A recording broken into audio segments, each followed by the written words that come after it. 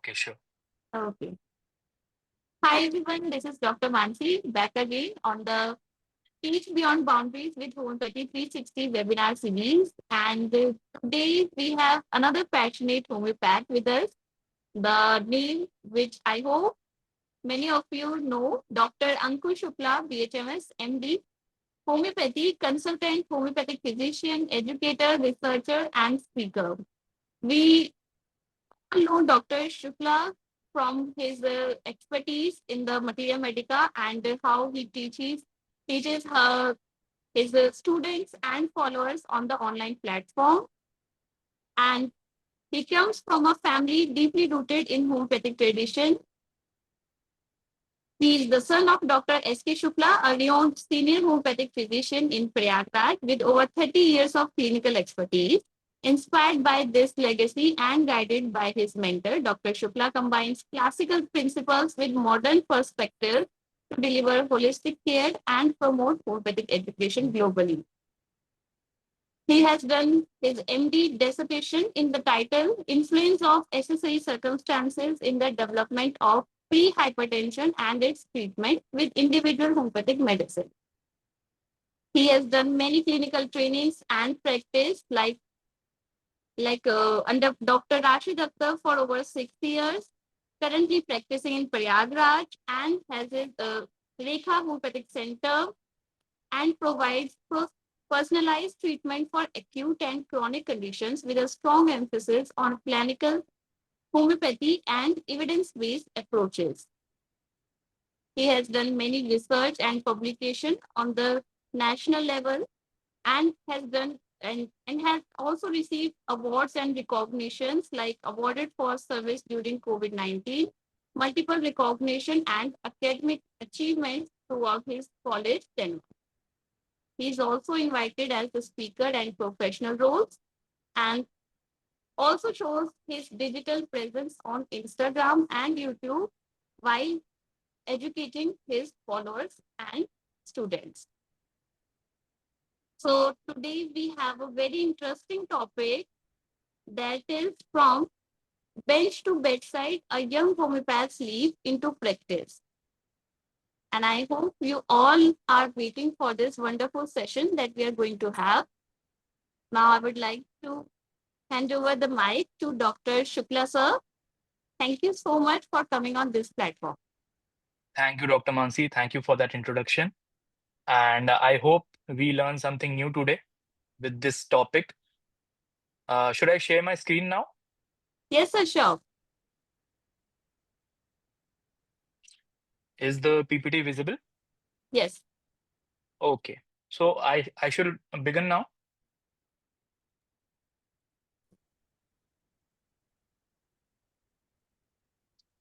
Hello.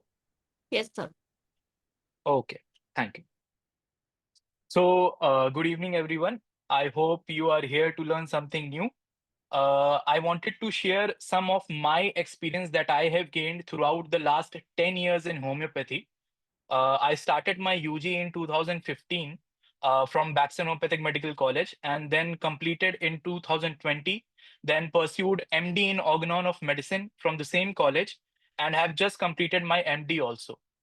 So throughout this journey of the last 10 years, there has been some learning curves in my journey, which I want to share with you today. So the topic for today is from bench to bedside, the benches of classroom and the bedside that you will see the patient in your clinical practice. So I want to show you what I have personally learned from different aspects throughout these 10 years and show you some of the cases in the beginning of my practice that I got and what I learned from them. तो let's begin. सो जब मैं आपको बताने चाह रहा हूँ कि 10 साल की प्रैक्टिस में मैंने क्या-क्या सीखा, तो मैंने अपनी जितनी भी लर्निंग्स है उसको 5 मेजर पॉइंटर्स में या 5 कोर प्रिंसिपल्स में डिवाइड कर लिया है, जिससे कि आपको भी ईज़ हो समझने के लिए और मैं भी उसको बहुत ही डिटेल में और बहुत ही क्लियरली समझा पाऊँ। This is the photo of my guru, that is Professor Dr. Rashid Akhtar sir, under whose clinic I have practiced for the last 6 to 7 years, जिसमें बहुत सारे chronic cases हमने देखे उनके साथ और acute cases भी देखे और सीखा उन cases से। तो वो 5 कोर प्रिंसिपल्स की जब हम बात करते हैं, तो उसमें पहला आता है कि read as much as you can in college. When I say this, it is so important to read in college because जैसे जैसे आप क्लिनिकल प्रैक्टिस के टूवर्ड्स बढ़ते जाएंगे, जैसे जैसे आप यूजी से पीजी में आएंगे, फिर पीजी से आप एमडी डिसर्टेशन प्रिपरेशन की टूवर्ड्स जाएंगे, और जैसे जैसे आप अपनी क्लिनिकल प्रैक्टिस चालू करेंगे, the time that you give in reading homeopathic literature धीमे धीमे धीमे धीमे कम होता जाता है, और क्लिनिकल प्रैक्टिस और एप्लीकेशन उतना ही धीमे धीमे बढ़ता चला जाता है। सो अगर मैं मान के चलूं कि 80% रीडिंग का टाइम हमें यूजी में मिलता था और पीजे में मिलता था, तो वही 80% अब हमें एप्लीकेशन में इन्वेस्ट करना पड़ता है, और जो 20% बचता है वो हम अपना रीडिंग में लगा सकते हैं। तो जितना आप शुरुआत से होम्योपैथिक लिटरेचर को समझेंगे, पढ़ लेंगे, उतना आपको जब एप्लीकेशन करना होगा, जब उसको अप्लाई करना होगा, तो हेल्प होगी। दूसरी इंपॉर्टेंट चीज ये है कि never shy away from asking questions और taking cases. I have many students who are learning organon of medicine of BHMS level from me, और बहुत सारे ऐसे स्टूडेंट्स आते हैं और वो बोलते हैं कि सर हमारे कॉलेज में इस तरीके का एक्सपोजर नहीं है। जनरली ये प्राइवेट कॉलेजेस के होते हैं, कुछ गवर्नमेंट कॉलेजेस के भी होते हैं, सर पढ़ाई इस तरीके से नहीं पढ़ाई जाती, या वो थोड़ा सा सेटिस्फाइड नहीं रहते अपने इन्वायरमेंट से। तो मैं उनको यही बोलता हूँ कि 2 चीज़ें बहुत इम्पोर्टेंट हैं, कैसा भी एनवायरनमेंट हो आपको, ये 2 चीज़ें कभी भी ऐसा ना हो कि इसमें कमी आ रही हो। एक होता है कि when you are learning something from anyone, you should be able to ask questions. आपको क्वेश्चन पूछना चाहिए, क्योंकि अगर आप क्वेश्चन नहीं पूछेंगे, अगर आप जो बोला जा रहा है वो बस मान लेंगे, तो कभी भी आपकी लर्निंग कर्व का ग्राफ जो है वो ऊपर की तरफ नहीं बढ़ता। क्योंकि जब आप डाउट करेंगे, जब आप क्वेश्चन करेंगे, जब आप पढ़ेंगे डिफरेंट लिटरेचर से एक ही टॉपिक को, तब हमेशा आपके अंदर कुछ ना कुछ डाउट्स निकल के आएंगे, और उन डाउट्स को जब आप सॉल्व करने जाएंगे, जब आप क्वेश्चंस पूछेंगे, तो वही टॉपिक की जो एक ग्रोथ होती है आप ही के अंदर, कि पहले मुझे इसी टॉपिक को थोड़ा सा आता था, थोड़ा सा मैंने समझा, एक बेसिक लेवल पे समझा, अब उसी के चार अलग अलग डाउट से, चार अलग अलग रेफरेंसेस से पढ़ के थोड़ा सा और डेप्थ में मैं समझ पा रहा हूँ उस टॉपिक को। सेकंड थिंग इज कि केस टेकिंग। बहुत सारे बच्चे ऐसा कंप्लेन करते हैं कि सर केस टेकिंग करने को नहीं मिलती, क्योंकि एक पेशेंट पे कई बार 4-5 बच्चे होते हैं, या सीनियर केस ले रहे होते हैं, या हमारे पीजीज केस ले रहे होते हैं, और हमें मौका नहीं मिलता। तो मेरी पर्सनल एडवाइस यही है, जो मैंने भी अपनी यूजी में करा है, कि कोई भी केस ले रहा हो, कैसा भी केस मिल रहा हो, किसी को भी फेस वैल्यू पे जज मत करो। अगर आपके सीनियर केस ले रहे हैं, आप वहां पर खड़े होइए, आप पॉइंटर्स नोट करिए कि how is he asking the questions. आप नोट करिए कि वो किस तरीके की चीज निकालने के लिए कैसे क्वेश्चन फॉर्म कर रहे हैं। क्वेश्चन फॉर्म करना जितना आप ये सीखेंगे इस तरीके से, जब आप केस अगली बार लेने जाएंगे, तो आपको इवेंचुअली वो चीज याद आती रहेगी और आप केस आगे बढ़ाते जाएंगे। ऐसे ही मैं बोलता हूँ कि अगर 4-5 लोग भी एक केस ले रहे हैं, आप अगर उसमें एक्टिवली पार्टिसिपेट नहीं कर पा रहे हैं, तो पैसिवली सुनने की कोशिश करिए। जितना भी आपको यूजी में समय मिल रहा है, आप ये मत सोचिए कि मैं इसमें दवाई क्या दे रहा हूँ, या मैं आगे जाके ऐसे कैसे हैंडल करूंगा। ये तो बात की बात है, पहले केस टेकिंग के ऊपर बहुत फोकस होना चाहिए, क्योंकि जितने अच्छे तरीके से आपने केस को लेना सीख लिया, फिर ये जो आगे के प्रोसेस हैं उतने ही आसान होते जाते हैं। और आपको पता ही होगा कि डॉक्टर एलिजाबेथ राइट हबार्ट की बहुत फेमस एक कोटेशन है कि a well taken case is half cured. So it applies in practice also. Then, one more important thing that I learned is learning actively and passively from the clinical exposure that you are getting. अब ये active और passive learning की क्या बात है? क्योंकि जब मैं क्लिनिकल एक्सपोजर मेरे पास आया, जब मैंने सर के अंडर क्लिनिक में सीखना चालू करा, एक तो एक्टिव लर्निंग होती है कि मान लीजिए सीकेडी का कोई केस आया, और मैंने देखा कि सर ने केस टेकिंग करी और सर ने ये दवाई प्रिस्क्राइब करी पर्टिकुलर सीकेडी के केस में। दिस इज एक्टिव लर्निंग, आपको दिख रहा है सामने वो प्रिस्क्राइब हो रही है, आप दवाई बनते देख रहे हैं, अगली बार पेशेंट आया, अच्छा आराम हो। Now, when I talk about passive learning is something you have to personally do. The teacher may not be able to convey it to you. For example, जब भी क्लिनिक में सर को मैं केस लेते देखता था या करते देखता था केस टेकिंग, तो मैं वो क्वेश्चंस नोट करता था जब वो किसी पर्टिकुलर स्पीयर ऑफ एक्शन में कुछ निकालने की कोशिश कर रहे होते थे। For example, if he is asking the physical generals of the patient and he is asking for the desires, so generally हम क्या पूछते हैं, खाने में क्या पसंद है, पर मैं देखता था कि सर और किस तरीके के सवाल कर रहे हैं जो कि इसी खाने में क्या पसंद वाली चीज को बाहर निकाल के लाएं। कि वो क्या डायरेक्ट क्वेश्चंस भी कर रहे हैं, जो कि इतना अलाउड नहीं है, पर क्लिनिकल प्रैक्टिस में कई बार आपको डायरेक्ट क्वेश्चंस करने पड़ते हैं, just to bring out the peculiarities. तो इस तरीके की जो नुआंसेस होते हैं केस टेकिंग के, ये आप वहां पर सीख सकते हैं पैसिवली। ये आपको टीचर खुद नहीं बताएगा कि ऐसे क्वेश्चन पूछो, ये आप वहां देख रहे हैं और आपको नोट डाउन करना चाहिए। देन आपने केस देख लिया, आपने अपनी टोटलिटी बनाई। नो डाउट जो प्रिस्क्राइब हो रही है वो प्रिस्क्रिप्शन रहने दीजिए, आप घर जाइए, आप उस केस को एनालाइज करिए, इवैल्यूएट करिए, उसकी केस प्रोसेसिंग करिए, फिर उसकी एक टोटलिटी बनाइए और देखिए आपके दिमाग में कौन सी मेडिसिन आ रही है। अगर आपके दिमाग में वही मेडिसिन आ रही है तो it is well and good, आपको रीजनिंग मिलेगी, आपको पता चलेगा कि what were the pointers that existed in the case which led to that remedy. अगर आपको वो रेमेडी नहीं निकल के आ रही है, कोई और सिमिलर रेमेडी निकल के आ रही है जो कि आसपास की है, तो आप जाके फिर क्वेश्चन करिए अपने टीचर से कि सर मैंने रेपर्टराइज करा एंड मेरे रेपर्टराइजेशन या केस प्रोसेसिंग के बाद ये चीज निकल के आ रही थी which was not the remedy that you give. What is the difference, why it happened that you give that medicine and not this medicine. These are the question which when you will ask to the teacher, then only he will be able to reply. अगर आप इतनी मेहनत नहीं करेंगे, passively जाके आप पीछे से ये वर्कआउट नहीं करेंगे, तो कभी भी आपको एक्टिवली टीचर खुद ब खुद ये चीजें नहीं बताता। एंड जनरली फिर हम एक नोशन क्या बना लेते हैं कि ये सर ज्यादा बताते नहीं है।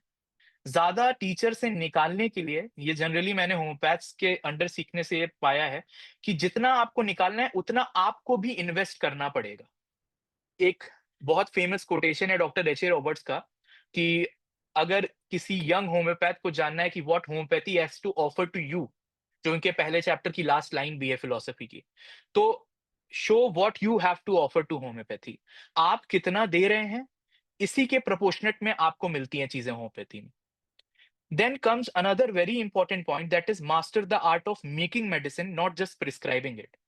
जनरली हम जब क्लिनिकल एक्सपोजर में जाते हैं तो हम ये तो सीख लेते हैं, चलिए हमने एक्टिवली भी सीख लिया, पैसिवली भी सीख लिया कि किस तरीके से क्या चीजें हमें केस टेकिंग में सीखनी है या प्रिस्क्रिप्शन के पॉइंट ऑफ व्यू से, या हमें रेमेडीज की डोज सिलेक्शन या फिर पोटेंसी सिलेक्शन में सीखना है।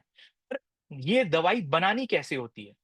If the physician is prescribing CM potency in water doses, if the physician is prescribing CM potency in globules, if the physician is prescribing LM potency, how do you make these medicines? आप pharmacist के पास जाइए, उनके साथ थोड़ा सा वक्त बिताइए, देखिए कि मेडिसिन बनती कैसे हैं, क्योंकि हो सकता है कि शुरुआत में जब आप अपनी क्लिनिक खोल रहे हो तो आपके पास शायद वो लग्जरी ना हो कि आप एक फार्मासिस्ट रख पाए।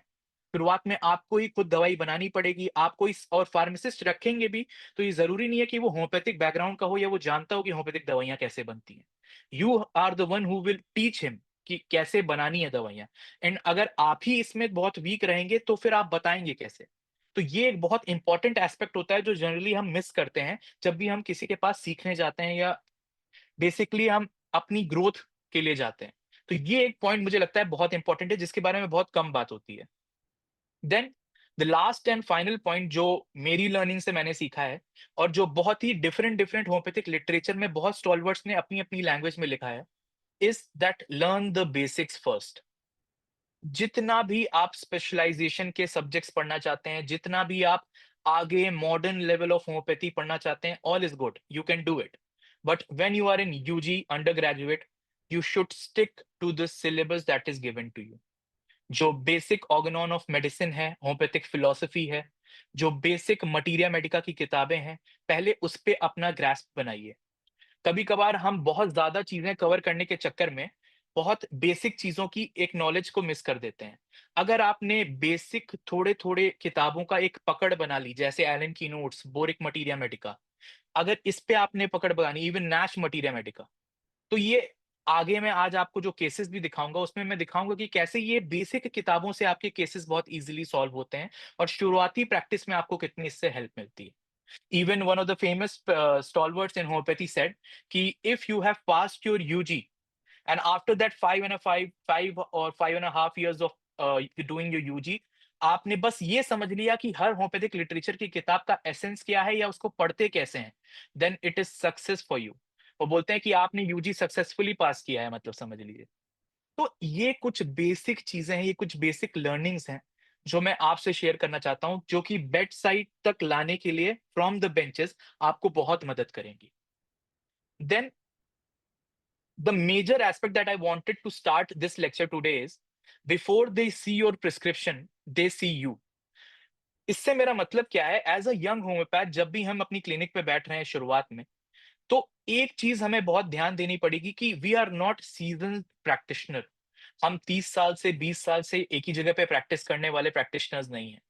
हमारा ट्रस्ट जो पेशेंट हम पे कर रहा है, वो हमको वहां पर बनाना पड़ेगा शुरुआत से। अगर कोई 15-20 साल से प्रैक्टिस करने वाले डॉक्टर के पास जाता है, तो वो समझता है, उसको उसने पूछा हुआ है कि अच्छा ये डॉक्टर बहुत अच्छे हैं, उन्होंने नाम सुना हुआ है, उन्होंने उनके रिजल्ट्स देखे हुए हैं, तो वो उन पे ट्रस्ट करते हैं उस तरीके से। रेपुटेशन उनकी अपने आप उनके ट्रस्ट को बिल्ड अप करती है। पर एज़ अ यंग डॉक्टर, ये ट्रस्ट जो है must be earned in every consecutive gesture.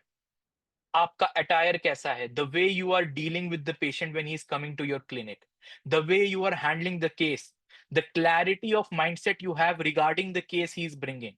When I talk about clarity of mindset, it is very important because अभी रिसेंटली जितनी मैंने प्रैक्टिस करी है, उसमें मैंने ये चीज बहुत नोटिस करी है कि पेशेंट्स जनरली आके कहते हैं कि जितने भी पीछे प्रिस्क्राइबर्स ने उन्होंने देखा, जो भी डॉक्टर्स ने उन्हें देखा, due to their busy schedule और due to the seriousness of the illness और ड्यू टू मेनी रीजंस, वो क्या करते हैं कि पेशेंट को खुल के बताते नहीं है कि हम क्या दे रहे हैं दवाई, हम क्या तरीके से ठीक करने की कोशिश कर रहे हैं, क्या प्लान ऑफ ट्रीटमेंट है हमारा, और एक्चुअल में पेशेंट सफर किस चीज से कर रहा है।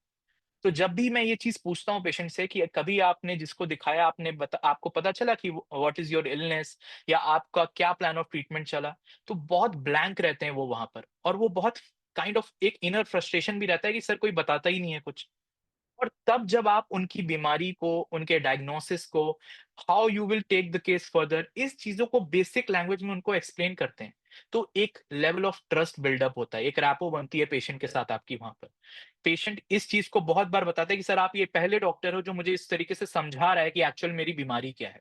और जब अगर आपका पेशेंट इस तरीके से बोल रहा है ना, तो समझ लीजिए आपके और आपके पेशेंट के बीच में एक लेवल ऑफ ट्रस्ट डेवलप हो गया है, because he was not told this before hand. कभी भी उसको इस चीज से वाकिफ नहीं कराया गया था। Then again comes an important point, and that is empathy. That is genuine concern is your strongest prescription. When I talk about empathy, ये एक बहुत लाइट सब्जेक्ट नहीं है। आपने कॉन्सेप्ट पढ़ा होगा कैथारसिस नाम से, जो कि साइकोलॉजी में आजकल बहुत फेमस है, पर इसका ओरिजिन बहुत ही पुरानी ग्रीक फिलॉसफी में आपको मिलेगा। That is basically emotional cleansing.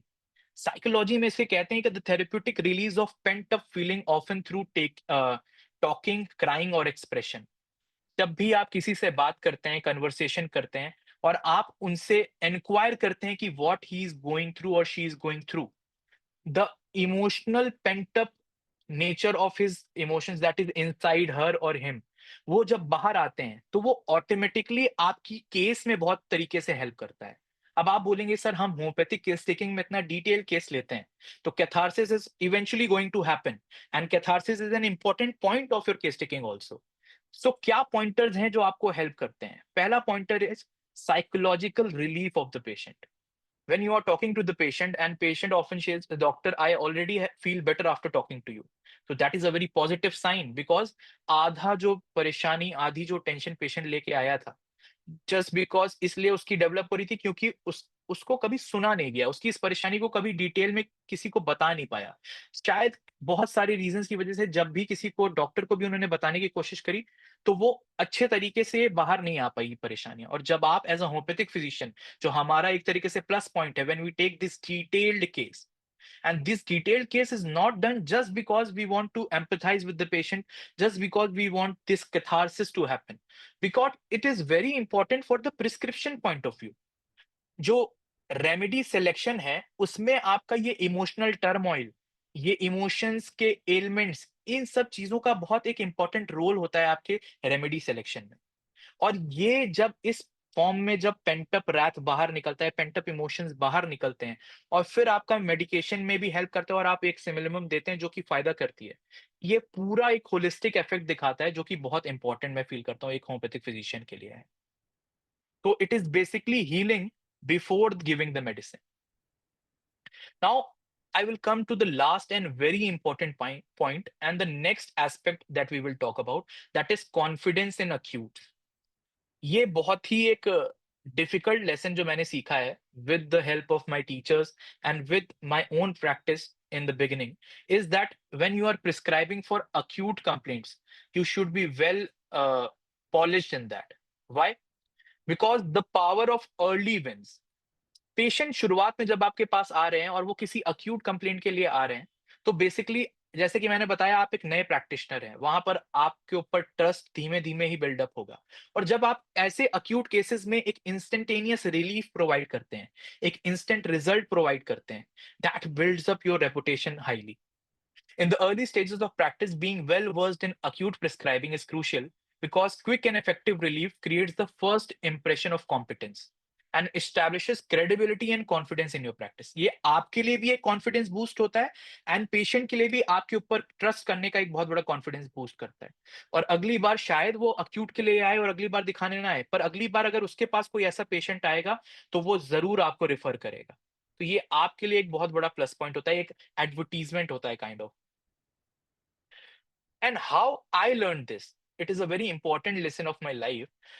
There was a case that I was taking personally in the clinic of my guru, and the patient initially presented with an eruption on the hand, which appeared ex- after extensive kitchen work.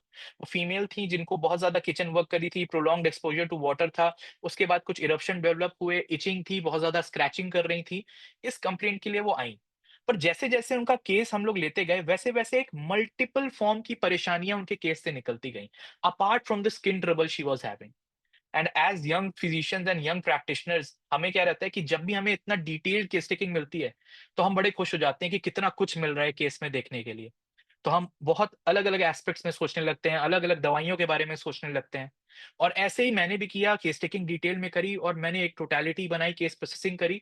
और मैंने दवाई sir को बताई कि sir ये दवाइयां हो सकती हैं।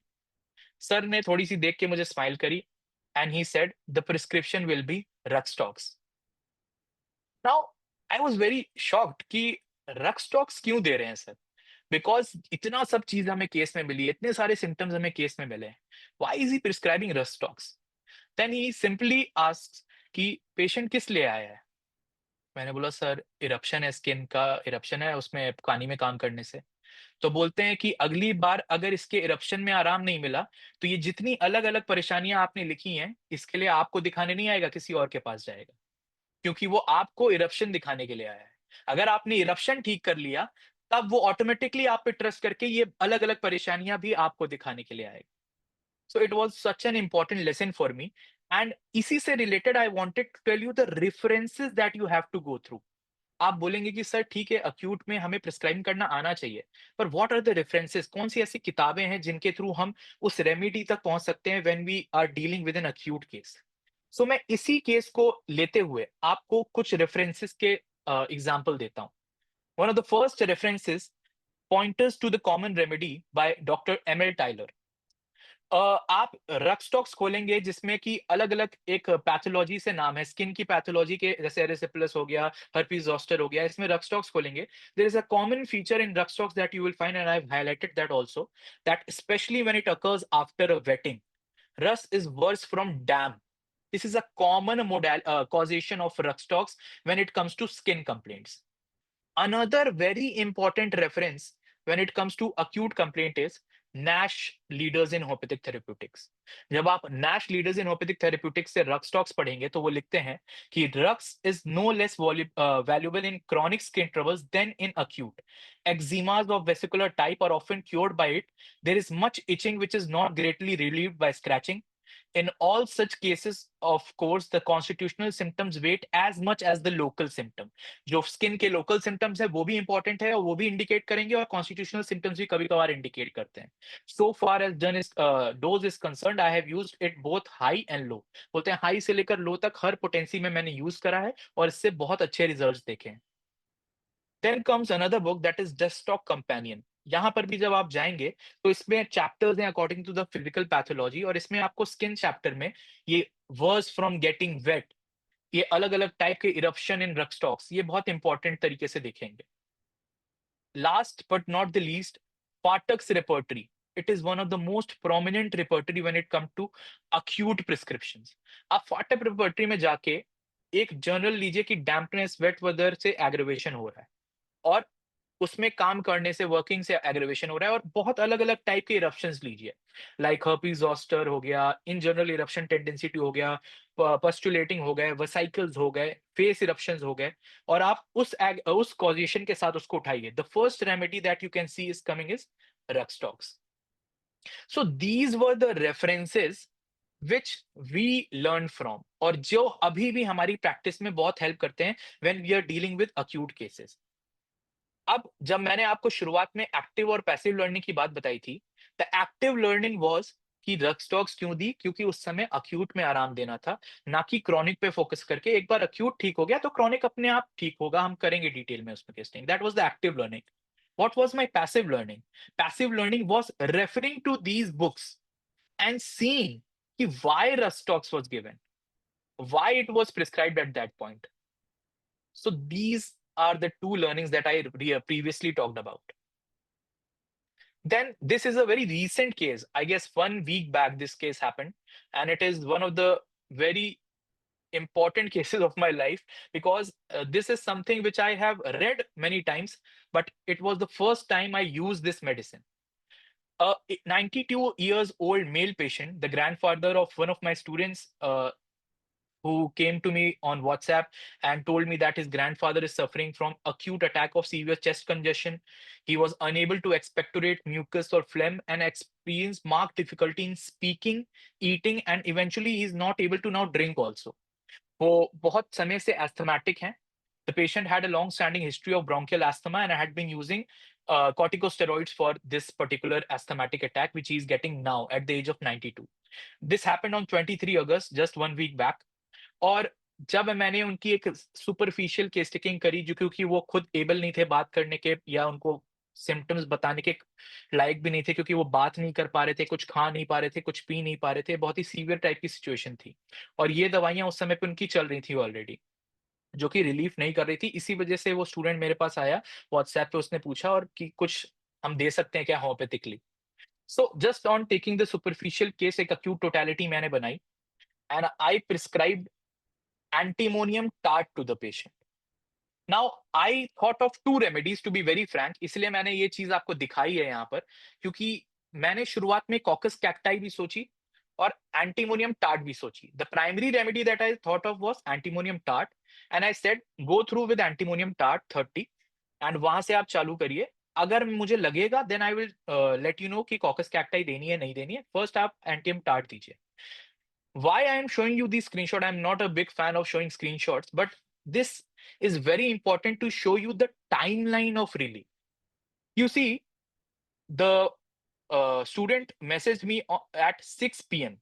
कि this is the remedy I got and मैं दे दूं। 7:55 पे उनका आया, ओके मैंने बताया उनको कि, और मैंने बोला कि कल सुबह आप बताइएगा कैसा है, आराम है नहीं है, क्या है, हम फर्दर उस हिसाब से देखेंगे। आप देखिए 11:09 पे रात में उनका एक मैसेज आता है कि much relief sir, thank you so much. मैंने पूछा कि how is he now, how is he doing? तो उन्होंने बोला बोल रहे हैं थोड़ा लिक्विड थोड़ा लिया है, हाफ ग्लास 1-2 बार। सो जहां पर वो एकदम बोल नहीं पा रहे थे, खाना तो दूर की बात है, लिक्विड भी नहीं ले पा रहे थे, he is improving slightly in a very little manner, थोड़ा थोड़ा करके, थोड़ा थोड़ा करके वो एक आधा ग्लास पानी पिए, थोड़ा सा कुछ बोल रहे हैं। तो मैंने बोला ठीक है, आप सुबह में बताइएगा कैसा रहा उनका रिलीफ। दिस इज 24th अगस्त, 23 अगस्त को ये आया था, और 24th अगस्त को सुबह उनका मैसेज आता है, सॉरी शाम को उनका मैसेज आता है कि गुड इवनिंग सर, काफी आराम है सर, क्या मेडिसिन कंटिन्यू रखनी है? मैंने बोला हाँ अभी मेडिसिन कंटिन्यू करिए, जैसे जैसे आराम होता रहेगा आप उसका ड्यूरेशन बढ़ाते रहिएगा। And this is the message I got today.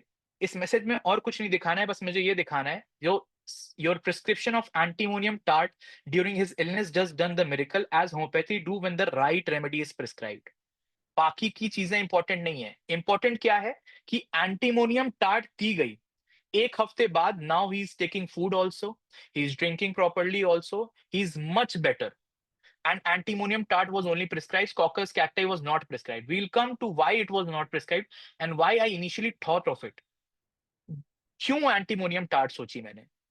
जब भी मैं इस तरीके का कुछ केस देखता हूँ या मैंने कभी सुना है इसके बारे में, तो एक बार ये दवाई मेरे दिमाग में आती है, क्योंकि अगर आप एनएम चौधरी सर की मटीरिया मेडिका पढ़ेंगे तो उसमें एक केस दिया हुआ है। ये केस मैं आपको दिखा रहा हूँ कि very recently I was called in to do my last service to an old lady writhing in the agony of death. Aged and deceived, she was in the last stage of tuberculosis, pulmonary tuberculosis. Her pale blue face was covered with cold perspiration. Now, this is very important. The excessive accumulation of phlegm in the throat, which she was too weak to expel, was making a coarse rattling sound, choking her almost every minute. Drowsiness was great, amounting almost two comma.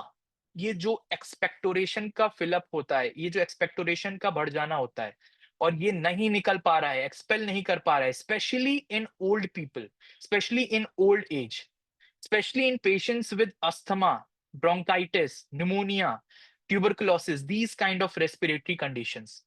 वो क्या बोलते हैं? The hands of death were too tight on her for human skills to relieve. The indicated remedy did it what it was possible to do. वो patient बचा नहीं, collapse कर गया, पर उस दवाई ने अपना काम करा जितना वो कर सकती थी उस समय पे। The indicated remedy did what it was possible to do, that is made her expectorate the phlegm and relieved the choking and the rattling sound.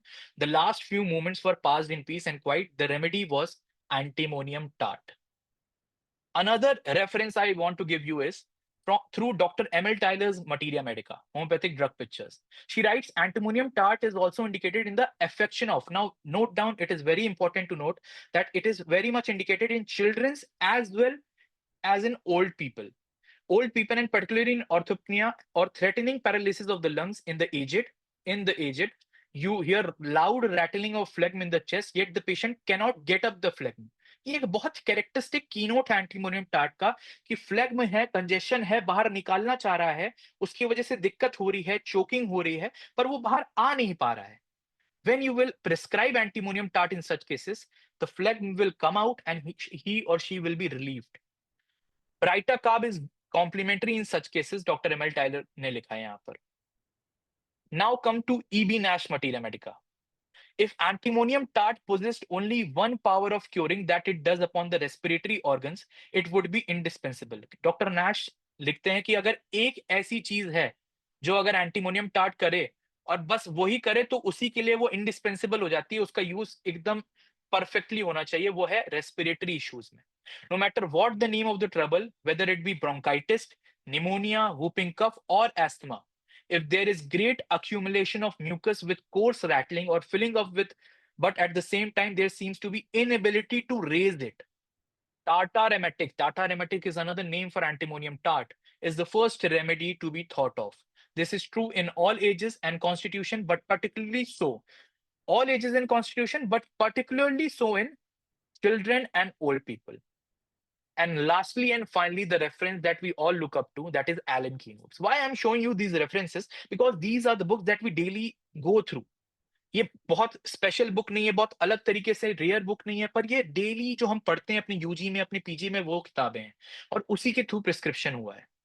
Through the pneumogastric nerve, it depresses the respiration and circulation, thus producing the keynote of the remedy. That is, when the patient coughs, appears to be a large collection of mucus in the bronchi. It seems as if much would be expectorated, but nothing comes up. And Dr. Allen writes, this is the keynote of the remedy. Now, we will come to, ये तो समझ लिया antimonium tart क्यों दी गई, अलग अलग references से समझ लिया और पेशेंट को रिलीफ मिला, ये भी हमने देख लिया. पर कॉकस कैक्टाई क्यों सोची थी उस समय पे?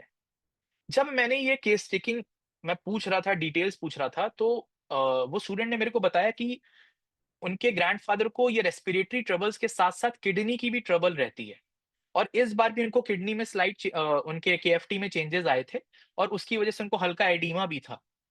तो ये जो एक कॉम्बिनेशन है ना of respiratory and kidney troubles together, this combination is very much peculiar to coccus cacti. यहां पर मैंने नर रिपर्टरी का एक रूब्रिक आपको दिखाया है, ये आपको डिफरेंट मटीरिया मेडिकाज में थ्रू आउट मिल जाएगा, आप जाके पढ़िएगा. Respiration, asthma, kidney complicated with affection of and turbid urine, single remedies caucus cacti. So this is a very prominent remedy when we get the concomitant of kidney troubles with respiration, respiratory troubles. So इस वजह से मेरे दिमाग में caucus cacti आई थी और क्योंकि case एक अक्यूट केस था, एज को मैंने देखा कि 92 इयर्स एज है, अगर मेरी एंटीमोनियम टार्ट नहीं काम कर रही है, मैं क्या अलग ऑप्शन सोच सकता हूँ. ऑलरेडी बहुत सीवियर स्टेज में चल रहा था पेशेंट वहां पर उस समय, तो इस वजह से मैंने कॉकस कैक्टाई भी बोल दिया था लेके रख लेने को, पर थैंक्स टू गॉड कि इसका इस्तेमाल नहीं करना पड़ा. Now, the next pointer and the next learning that I want to share with you, and that I frequently see, and I myself was very much influenced by it, is that diagnosis tells you the name, symptoms tells you the remedy.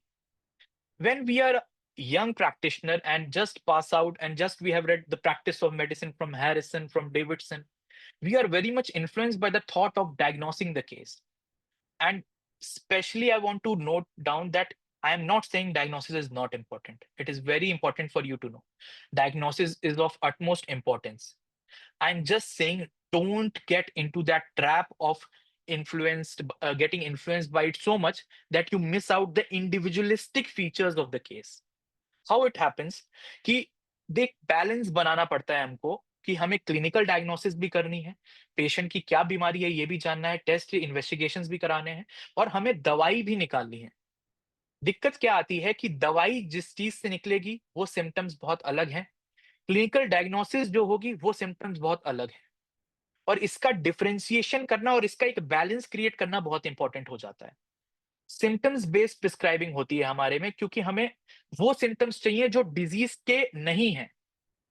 Disease के common symptoms हमें prescribing में include नहीं कर रहे, हमें uncommon symptoms include करने हैं। And इसीलिए हमें टोटलिटी पे फोकस करना है, लेबल पे फोकस नहीं करना है। एंड इसके लिए मैं रेफर करना चाहूंगा अफोरिज्म 153 में, जहां पर डॉक्टर हनीमन कहते भी हैं, the most striking, singular, uncommon and peculiar characteristic sign and symptoms of the case of disease are chiefly and most solely to be kept in view. सबसे ज्यादा और सिर्फ हो सके तो इन्हीं पे इंपॉर्टेंस दे के ही प्रिस्क्रिप्शन करना चाहिए। For it is more particularly these that very similar ones in the list of symptom of the selected medicine must correspond to। जो सिम्टम से आप रेमेडी देख रहे हो उस रेमेडी के सिम्टम्स इन्हीं सिम्टम से, कौन से सिम्टम से, ये जो पेक्यूलियर सिम्टम्स की यहाँ बात हो रही है, मैच करने चाहिए। Now this is something which relates to what I have just said. There is a patient suffering from pneumonia. Turns up he had a temperature of 102 degrees Fahrenheit, which has originated after he got wet. He has pain in the chest, cough with blood-streaked expectoration, pulse 120, respiration 60. He has restlessness, he's worse midnight, and his tongue shows a triangular red tip. He has pain in the body, worse by beginning, motion better by continued walking. अब यहां पर इन्होंने pathognomic and non pathognomic symptoms में divide करा। क्यों divide करा? Because ये जो पैथोग्नोमिक सिम्टम्स है जो कि लेफ्ट हैंड साइड में आप देख रहे हैं, वो लिखते हैं कि these are the symptoms that arrive at the diagnosis and that is pneumonia. ये निमोनिया के सिम्टम्स है, ये डायग्नोसिस बताते हैं, ये आपकी प्रोग्नोसिस में, मैनेजमेंट में हेल्प करेंगे, पर ये सिम्टम्स आपके प्रिस्क्रिप्शन में हेल्प नहीं करेंगे। इससे जो अलग सिम्टम्स मिले जो कि नॉन पैथोग्नोमिक हैं पर they are very important for our prescription our origin after getting wet, restlessness, worse after midnight, triangular red tip of the tongue, pain in body, aggravation, amelioration, continued motion. I guess आपको remedy पता ही होगी that we have just discussed in the previous case also, that was rhus tox. इस चीज को emphasise करने के लिए मैं ये नहीं बोल रहा कि ये मैं चीज एम्फोसाइज करवा रहा हूं या ये मैं ही सोचता हूं ऐसा, ये सारे स्टॉलवर्ड्स ने अपनी किताबों में लिखा हुआ है। और मैं आपको डॉक्टर टीएफ एलन की एक कोटेशन यहाँ पर बताना चाहूंगा, जो बोलते हैं, diagnosis had nothing to do with the selection of the remedy and I really believe, this is the important part, I really believe it may and often does lead people astray. कभी कभार ये लोगों को आपकी सिमिलम से, आपकी totality से दूर ले जाती है, इतना इन्फ्लुएंस हो जाते हैं। इसीलिए जब भी स्टूडेंट्स, यंग प्रैक्टिशनर्स होते हैं, वो पूछते हैं कि सर ये इस बीमारी में काम करती है ये दवाई, ये इस बीमारी को ठीक कर सकती है ये दवाई। बीमारी को ठीक कर सकती है ये सवाल ही गलत है। आपके सिम्पटम्स मैच कर रहे हैं कि नहीं ये सवाल होना चाहिए। अगर सिम्पटम्स मैच कर रहे हैं तो पैथोलॉजी को हमें कंसीडर ही नहीं करना चाहिए। और ये through out homeopathic literature multiple times बताया गया है। तो ये एक चीज है जो मुझे लगता है कि एक यंग होम्योपैथिक प्रैक्टिशनर को जब वो शुरुआत कर रहा होता है, थोड़ा-सा दिमाग में रखनी चाहिए। एंड फिर से मैं एक तरीके से कॉशन देना चाहूंगा, I am not saying diagnosis is not important, it is important, but you will have to choose what is more important, what is leading to the remedy and what will eventually help the patient, and that is the non-pathognomic symptoms, the symptom which will not help you in diagnosing the case but diagnosing the remedy। ठीक है ना? अब हम आते हैं second prescription पे, जो कि एक बहुत इंपॉर्टेंट पार्ट बन गया है मेरे लिए। अभी जो मैंने केसेस देखे हैं अपनी यंग प्रैक्टिस में, study in remedy relationship and clinical judgment, the second prescription is often more challenging than the first one। पहला प्रिस्क्रिप्शन तो कभी-कभार केस इतना सारे सिम्पटम्स लेके आता है कि पहला आप बहुत ईज़िली फाइंड आउट कर लेते हैं। पर real magic happens when there is a second prescription. अब वहाँ पर क्या चेंजेस आए? किस तरीके के चेंजेस में आपको क्या समझना है कि ये पेशेंट बेहतरी की टुवर्ड्स जा रहा है या ये पेशेंट वर्स हो रहा है, एग्रवेट हो रहा है? किस तरीके से आप जज करेंगे इन चीज़ों को और क्या मेडिसिन नेक्स्ट सेलेक्ट करेंगे? क्या आपको सेम रेमेडी रिपीट करनी है? क्या आपको एक चेंज करना पड़ेगा जिससे ये क्योर के टुवर्ड्स लीड करे, कॉम्प्लीमेंट्री देनी पड़ेगी? बहुत सारे थॉट्स होते हैं माइंड में। 3 बेसिक किताबें मैं आपको बताता हूँ, not any fancy books, which will help you immensely in the second prescription, and that is Alan Keynote's Boric Materia Medica and a Dictionary of Practical Materia Medica by Dr. J.H. Clark. These are the three books. Clark में specially आप जब उसकी उनके introduction part के end में जाएंगे, then comes the comparison with different remedies. वो section बहुत इंपॉर्टेंट होता है। कैसे ये इंपॉर्टेंट होगा इसको भी मैं एक्सप्लेन करता हूँ with a case. I got a case of bleeding hemorrhoids based on the totality of the symptom. The first prescription was made, and that was sulfur. And it covered the predominant features and ranked high in the repertorial analysis. But during the follow-ups, the patient reported slight improvement in general condition, but with certain changes in symptoms now with characteristic features denoting Aeschylus. शुरुआत में थोड़ा-सा बेहतरी हुई, कुछ चीज़ें बेहतर भी हुई, पर कुछ सिम्पटम्स में चेंज भी आए, कुछ नए सिम्पटम 1-2 आए और जो नए 1-2 सिम्पटम आए और जो पुराने सिम्पटम चल रहे थे, अब थोड़ा-सा एस्कुलस के टुवर्ड्स केस मुझे मूव करते दिखा। क्योंकि मैंने जब फिर से एक रूब्रिक बनाया एनालिसिस करके तो देखा कि यहाँ पर रेपर्टोरियल टोटैलिटी एस्कुलस के टुवर्ड्स इंडिकेट कर रही है। Aesculus was coming in the first repertorial sheet also, but not in the primary remedies that we see. So मैंने उस समय पे एस्कुलिस के कीनोट के देखने के लिए एलन कीनोट से रेफर करी एंड जब मैंने एलन कीनोट से रेफर की थी ये बेसिक 3 सिम्पटम फर्स्ट फॉलोअप के बाद निकल के आए थे। That was dragging heaviness weight haemorrhoids के साथ एक्सटर्नल हेमोरॉइड जो कि पहले इंटरनल थे पर अब एक्सटर्नल हो गए थे, बाहर आ गए थे and constipation without. This was a very peculiar feature जो पहली बार मैंने इंक्वायर करा था, उन्होंने बोला था हाँ थोड़ा बहुत है, पर फिर मैंने जब डिटेल में अगली बार फिर से पूछा कि सर आपको कॉन्स्टिपेशन कभी रहा है नहीं रहा है, क्या चीज़ है? आप थोड़ा तो बताइए because constipation eventually leads to hemorrhoid ये हमने पढ़ा हुआ है। तो उन्होंने बोला मेरे को कभी कॉन्स्टिपेशन रहा ही नहीं लॉन्ग टर्म के लिए। फिर भी मेरे को ये परेशानी डेवलप हुई है। So I took this rubric and Aeschylus was coming. Now, the first time I did not prescribe Aeschylus and I prescribed sulfur because it was coming in the primary remedies also. And because there is bleeding in Aeschylus in hemorrhoids, it was written, sorry, it was rarely bleeding in Aeschylus in Allen keynotes. तो एक Contra indication लगा मेरे को कि क्योंकि मेरे bleeding hemorrhoids का case है और एस्कुलस में एलन की नोट्स में लिखा है कि रेयरली ब्लीडिंग, तो शायद मुझे सल्फर के साथ ही जाना चाहिए और एस्कुलस के साथ नहीं जाना चाहिए। पर जब सेकंड प्रिस्क्रिप्शन में फॉलो अप देखा और उसके बाद जब ये रेमेडी आई, तो मेरी एक बहुत इंपॉर्टेंट चीज पे ध्यान गया जो कि है रिलेशनशिप सेक्शन। आप रिलेशनशिप सेक्शन में पढ़िए, it is written useful after nux and sulphur have improved but failed to cure piles. Sulphur और नक्स ने इम्प्रूव कर दिया है पाइल्स के केस को बट अभी क्योर नहीं करा है, पूरी तरीके से ठीक नहीं हुआ है और तब आप एस्कुलस प्रिस्क्राइब करते हैं, then it cures the case and on this basis I prescribed Aeschylus and the patient got much better. सो ये एक केस था जहां पर मुझे ये पता चला कि इस तरीके से भी सेकंड प्रिस्क्रिप्शन के बारे में सोचा जा सकता है। तो अब मेरी ये एक आदत बन गई है एज अ यंग प्रैक्टिशनर कि मैं रेफर करता हूँ रिलेशनशिप सेक्शन को, खासकर जिस दवाई को मैंने फर्स्ट प्रिस्क्रिप्शन में दिया है उसी दवाई के रिलेशनशिप सेक्शन को अलग अलग किताबों से, जो मेन किताबें मैंने आपको बताई जैसे डॉक्टर क्लार्क की किताब हो गई, डॉक्टर एलन की किताब हो गई, डॉक्टर बोरिक की किताब हो गई, और मैं देखता हूँ what are the closely related remedies और क्या मेरे रेपर्टोरियल एनालिसिस में भी कोई ऐसी रेमेडी आ रही है जो कि एक कॉम्प्लीमेंट्री इफेक्ट देगी और इस केस को फर्दर आगे ले जाएगी। Another such case which I wanted to discuss with you is a case of postpartum elevation of liver enzymes managed with individualized homeopathy. A 36 years old female patient presented with abdominal discomfort and pain localized in the right hypochondriac region, along with irritation, burning sensation, started during pregnancy, but followed for 5 to 6 months. There is a common phenomena कि liver enzyme का थोड़ा high होना during pregnancy, but after pregnancy 2 हफ्ते 3 हफ्ते में वो ठीक हो जाता है, 4 हफ्ते में। पर ये बढ़ता ही चला जाए और इस लेवल पे पहुंच जाए कि S D P T was 231, S G O T was 172। So एक कंसर्न था और पेशेंट को सिम्पटम्स भी आ रहे थे, परेशानी भी हो रही थी उसकी डेली लाइफ में। अल्ट्रासाउंड उस समय पे जब हुआ था, जब वो रिपोर्ट्स लेके आए थे दोनों की, एलएफटी की और अल्ट्रासाउंड की, तो उसमें माइल्ड हेपेटोमेगाली था which was common. A detailed case taking was done and the remedy was prescribed. Now, the remedy that was prescribed was on the basis of these symptoms. This is the totality of the case. That is enlarged liver, burning, smarting in the right abdomen, pain in hypochondriac region, flatulence, weakness with liver complaints. This is a very prominent keynote of this case also and of the remedy chelidonium also, which was eventually prescribed. जो कि आप देख रहे हैं कि repertorial analysis में आगे आ रही है. Profuse perspiration at night, dreams of falling. So, on the basis of totality, chelidonium was prescribed. And chelidonium is a very important remedy for the sphere of action that we are dealing with also, the liver complaints, gallbladder complaints, जिसमें chelidonium का अपना बहुत specific role होता है. तो इन दोनों के basis पे और totality के basis पे chelidonium prescribe करी गई.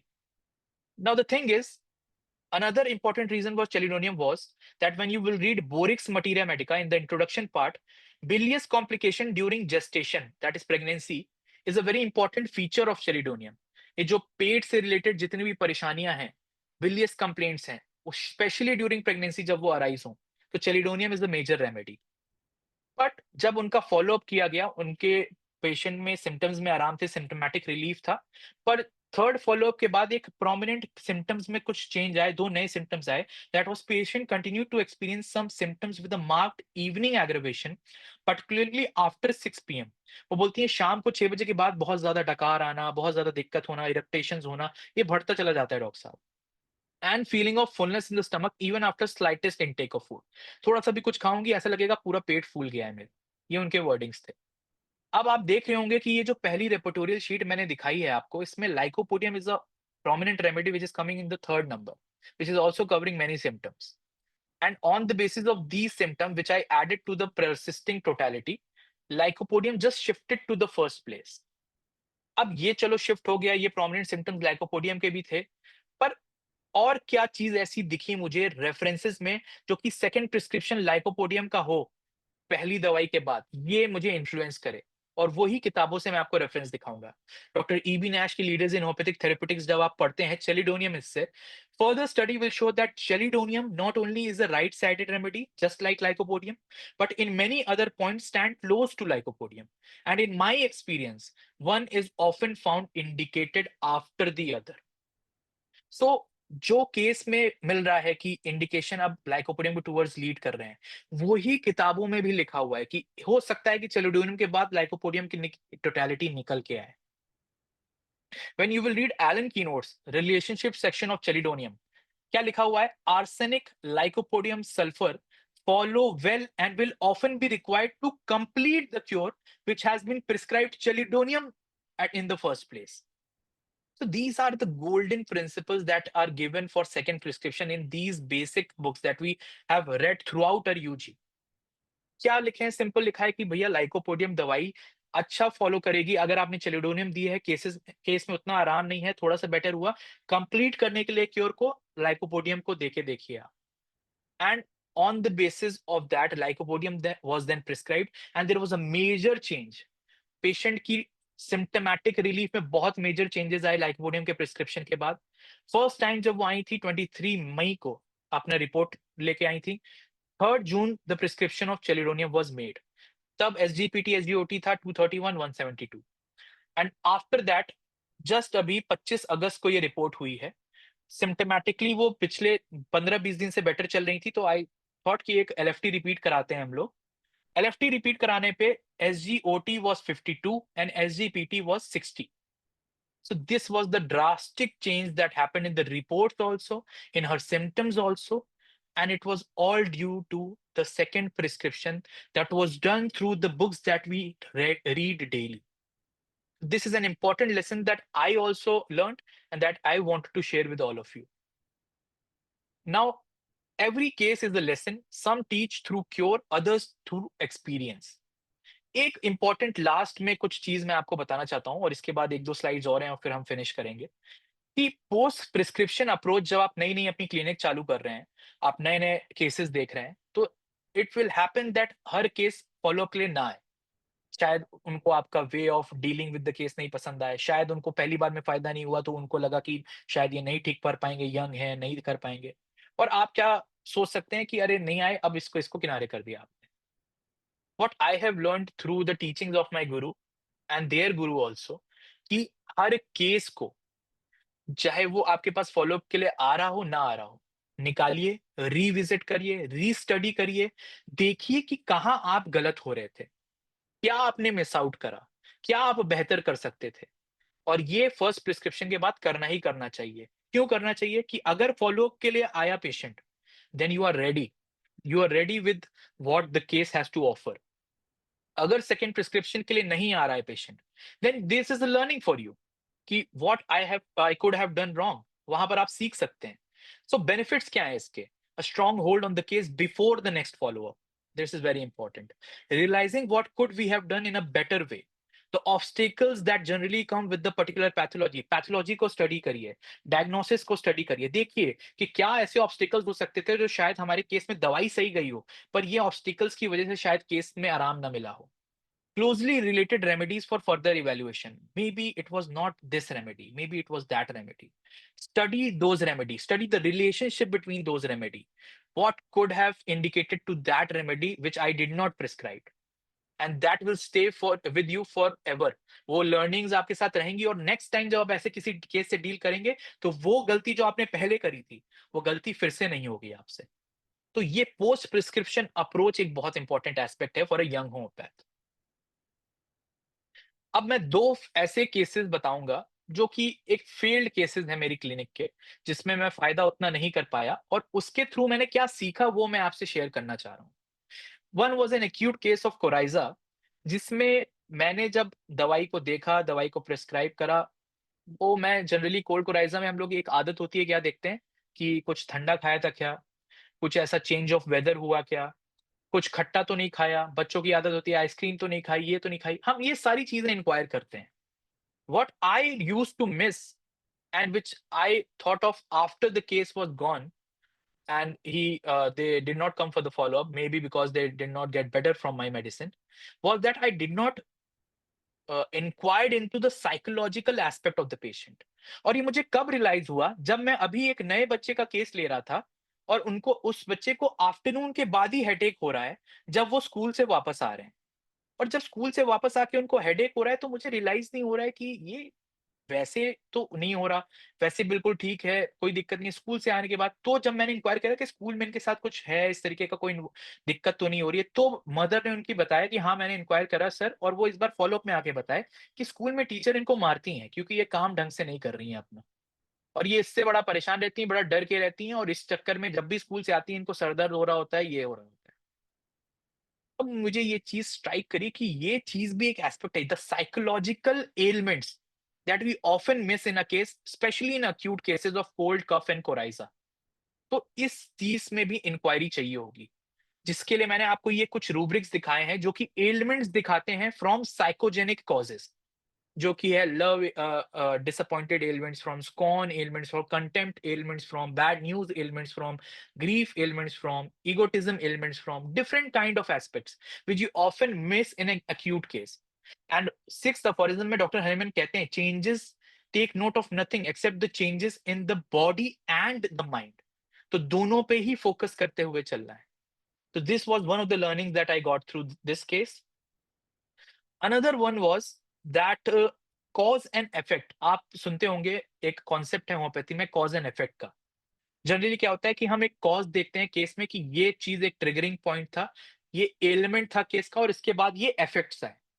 अब जनरली क्या होता है, जब एलिमेंट कभी कभार बहुत स्ट्रांग होता है, तो हम इफेक्ट्स पे ज्यादा फोकस नहीं करते, हम एलिमेंट्स पे फोकस करते हैं। जैसे कि साइलेंट ग्रीफ मिला तो इग्निशिया सोचते हैं, स्टाफ सोचते हैं, लाइकोपोडियम सोचते हैं, एंगर के साथ मिल रहा है तो लाइकोपोडियम सोचते हैं।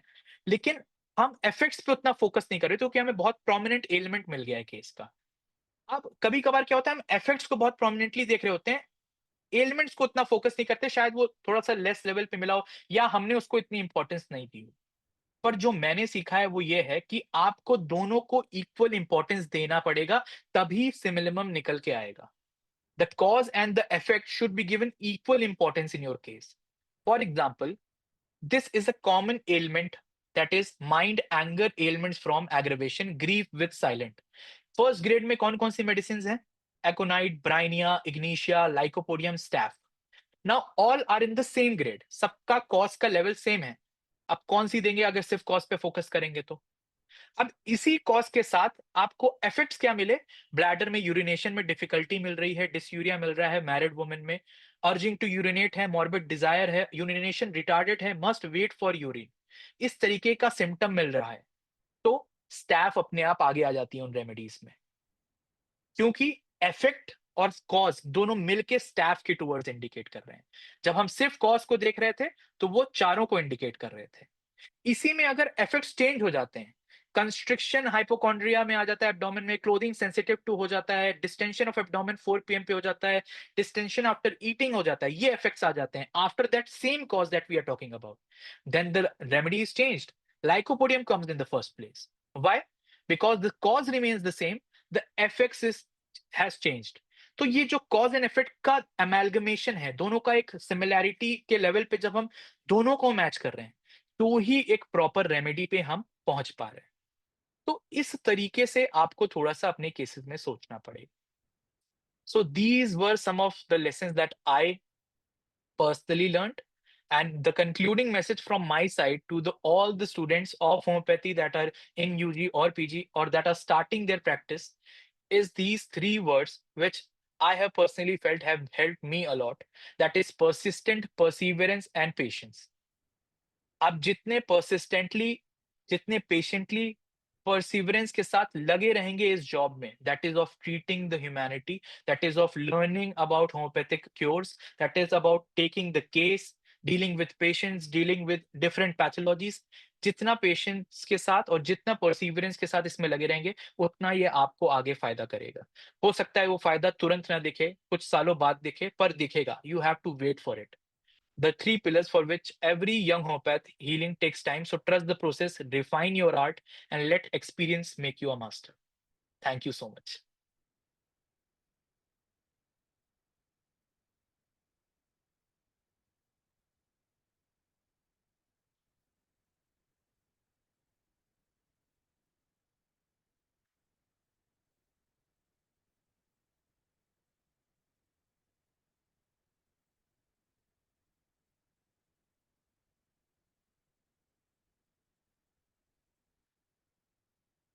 Dr. Mansi, are you there?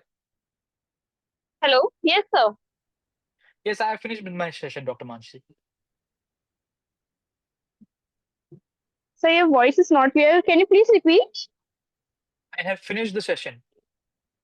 Yes, sir. So I would like to ask if anyone from the attendees, if they have any queries, we can have the question and answer session now. Yeah, sure.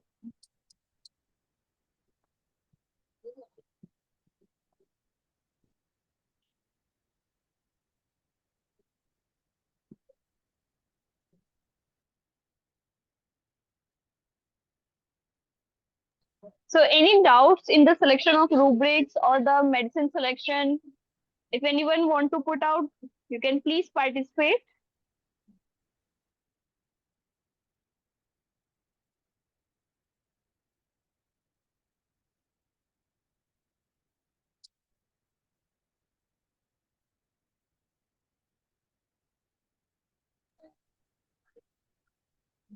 So I guess we have.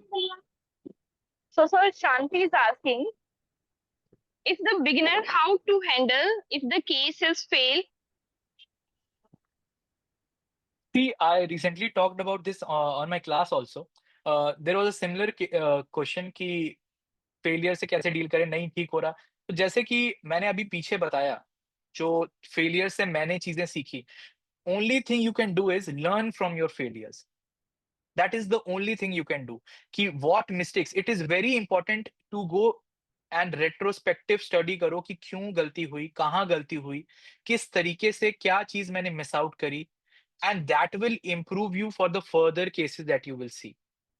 तो एक ही तरीका है to revisit the case, इसीलिए मैंने वो slide भी रखी थी, to revisit and see कि what I personally did, what was the lacuna, you can consult some senior physicians. You can consult with your senior कि I took this case, I prescribed this, what was my mistakes, या क्या चीज मुझसे miss out हुई, आप बताइए। इस तरीके से आप सुन सकते हैं, आप सीख सकते हैं, और फिर फर्दर जितने केसेस आप देखेंगे उसमें आप ये गलतियां तो इवेंचुअली नहीं करेंगे जो इस केस में हुई। पर अगर आप नहीं देखते हैं फेलियर के बाद, और आप रिविजिट नहीं करते हैं, then you are bound to make that mistake again.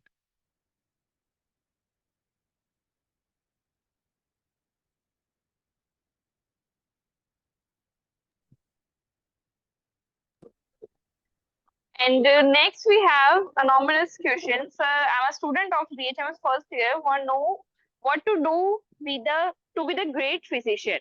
So it's a very general question. So basically, if you want to be a great physician, देखिए अब हम भी इस राह पे हैं कि ये हम बन जाए, ये हमें भी अचीव करना है, और इस राह पे ही रहना सबसे इम्पोर्टेंट है। To pursue this path of excellence is the only way you will eventually be somewhere which you will be proud of. Are you getting my point?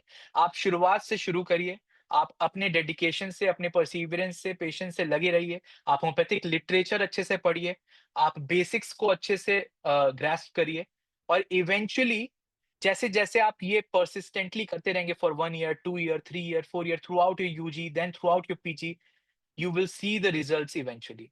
धीमे-धीमे आपको अपने अंदर वो चेंजेस नज़र आने लगेंगे।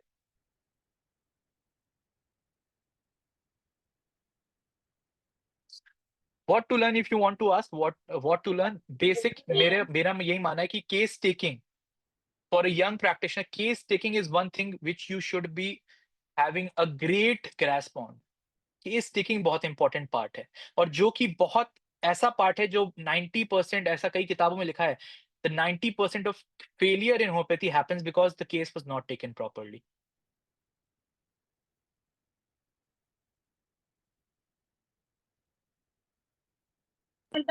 Hello. So that's, yes, I think, sir, it's time to wrap up. We have okay, okay. solved the questions also, अगर and the किसी session को will और कोई be डाउट होगा तो मेरे को मेल कर देंगे। sure, sir, sure. And this या session will be also get live on the YouTube of Homeopathy 360, so they can also put suggestions and questions in comment box. Sure, sure, sure. So I would like to thank Dr. Shikha sir. Thank you so much for your valuable time, and the session was very informative. Thank you so much, sir. Thank you doctor Mansi, thank you so much. Thank